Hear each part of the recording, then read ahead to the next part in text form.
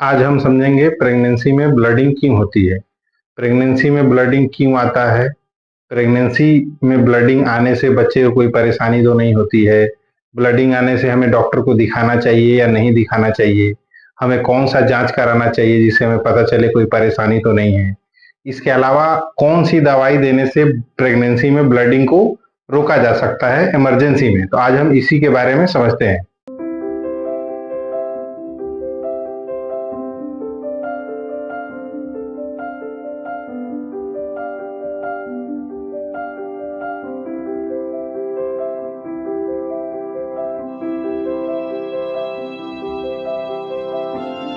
देखिए, वैसे प्रेगनेंसी में ब्लडिंग के चांस कभी भी हो सकते हैं।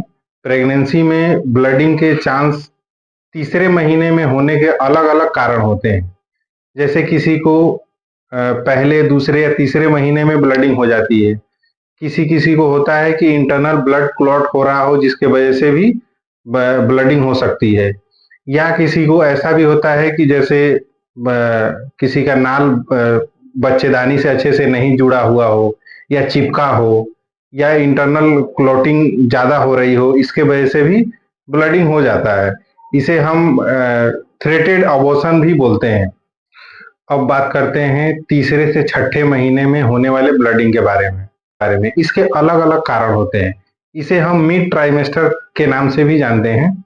ये होता है जैसे पहले से तीसरे महीने में जो क्लॉटिंग हुई रहती है और वह सही से ठीक नहीं होती है या बढ़ गई रहती है, इस वजह से भी इसमें ब्लडिंग हो जाती है। या किसी महिला का ब्लड प्रेशर बढ़ा हुआ हो या जुड़वा बच्चे हो, इस कंडीशन में भी ब्लडिंग होने लगती है।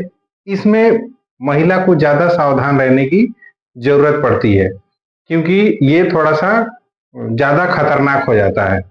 इसके बाद आता है छठे से लेके 7वें महीने में जो प्रेगनेंसी में ब्लडिंग होती है उसके बारे में।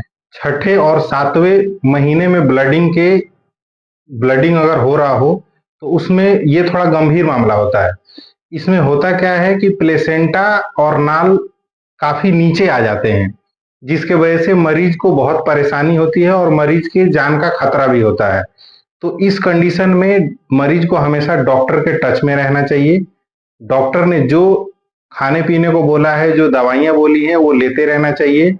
सावधानी प्रॉपर रखनी चाहिए, कोई वैसा काम नहीं करना चाहिए जिससे ज़्यादा परेशानी हो। प्रेगनेंसी के आखिरी जो महीने चल रहे होते हैं, 7 महीने के बाद, उसमें अगर नाल सेपरेट हो जाए, उस कंडीशन में भी ब्लडिंग होने के ज़्यादा चांसेस होते हैं। उस कंडीशन में बच्चे के जान को खतरा होता है। कुछ मरीजों में हल्की-फुल्की ब्लडिंग नॉर्मल होता है, उससे घबराने की कोई दिक्कत नहीं होती है, लेकिन डॉक्टर के टच में हमेशा रहना चाहिए। सावधानी यही रखनी होती है कि ज़्यादा कोई वज़न वाली चीज़ें ना उठाए और इतना उठना-बैठना ना करे जिससे कि पेट पे ज़्यादा प्रेशर हो, तो इस चीज़ का ध्यान रखना पड़ता है।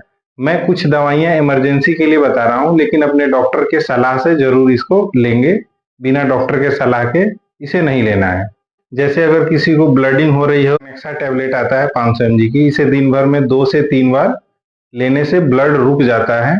इसे लेंगे, ब्लड रुक जाएगा, उसके बाद अपने डॉक्टर से कंसल्ट कर लेंगे। इसमें क्या-क्या परहेज़ करना चाहिए, क्या खाना चाहिए, क्या नहीं खाना चाहिए, इसके बारे में मैं अगला वीडियो बनाऊँगा और उसे आप समझ जाएँगे क्या खाने से, क्या पीने से हमें परेशानी होती है, तो आप क्लियर हो जाएँगे। ओके, धन्यवाद।